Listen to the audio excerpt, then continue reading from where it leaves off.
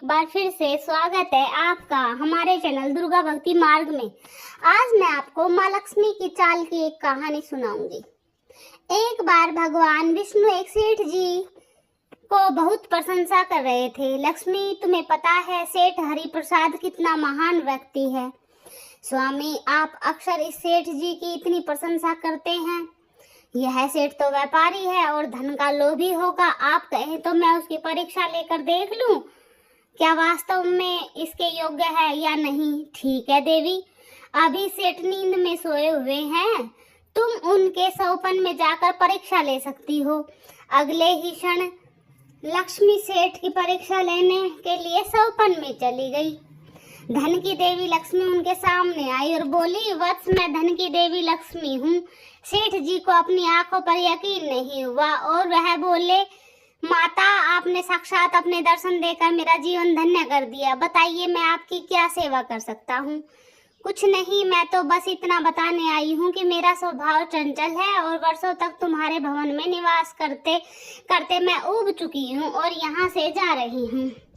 मेरा आपसे विनम्र निवेदन है कि आप यहीं रहकर हमें अपनी कृपा का भागी बनाएं। किंतु अगर आपको यहाँ अच्छा नहीं लग रहा है तो मैं भला आपको कैसे रोक सकता हूँ। आप अपनी इच्छा अनुसार जहाँ चाहे जा सकती हो।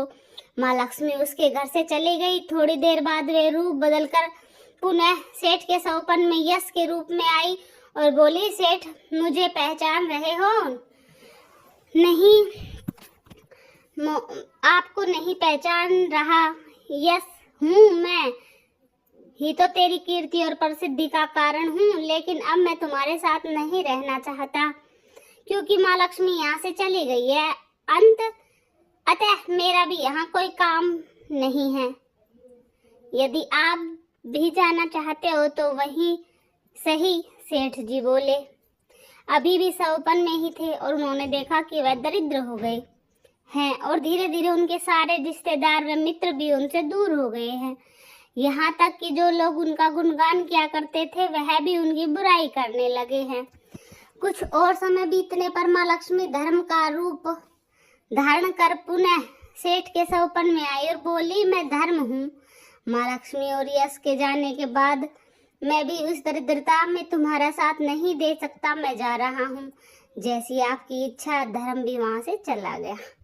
कुछ और समय बीता और माँ लक्ष्मी सत्य के रूप में सौपन में प्रकट हुई। बोली, मैं सत्य हूँ। लक्ष्मी, यश और धर्म जाने के बाद अब मैं भी यहाँ नहीं रहना चाहता। सेठ जी तुरंत कहता है, सत्य के पांव पकड़ लिए और बोले, हे महाराज, मैं आपको नहीं जाने दूंगा। भले ही सब मेरा साथ छोड़ दे, मुझे त्याग दे, पर कृपया आप ऐसा मत करिए। सत्य के बिना मैं एक क्षण नहीं रह सकता। यदि आप चले जाएंगे तो मैं तत्काल ही अपने प्राण त्याग दूंगा। तुमने लक्ष्मी, यश और धर्म को बड़ी आसानी से जाने दिया, उन्हें क्यों नहीं रोका? मेरे लिए वे तीनों भी बहुत महत्व रखते हैं, लेकिन उन तीनों के बिना भी मैं भगवान के नाम का जाप करते करते उद्देश्यपूर्ण जीवन जी सकता हूँ। परंतु यदि आप चले गए तो मेरे जीवन में झूठ प्रवेश कर जाएगा और मेरी वाणी अशुद्ध हो जाएगी। भला ऐसी वाणी से मैं भगवान की वंदना कैसे कर सकूंगा? मैं तो किसी भी कीमत पर आपके बिना नहीं रह सकता। सेठ जी का उत्तर सुनकर सत्य प्रसन्न हो गया।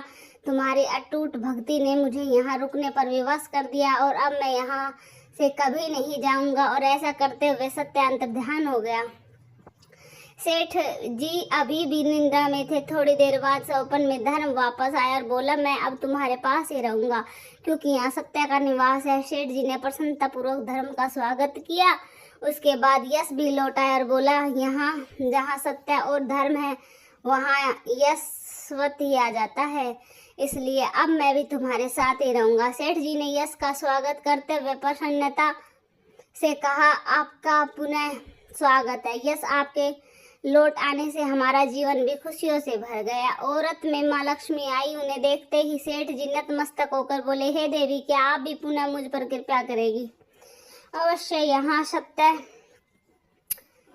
धर्म और यश हो वहाँ मेरा वास निश्चित है। माँ लक्ष्मी ने उत्तर दिया। यह सुनते ही सेठ जी की नींद खुल गई।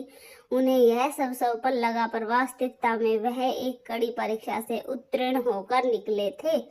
मित्रों, हमें भी हमेशा याद रखना चाहिए कि जहाँ सत्य का निवास होता है वहाँ यश, धर्म और लक्ष्मी का निवास होता है। सत्य है तो सिद्धि, प्रसिद्धि और समृद्धि है। और ये छोटी सी प्यारी सी कहानी है।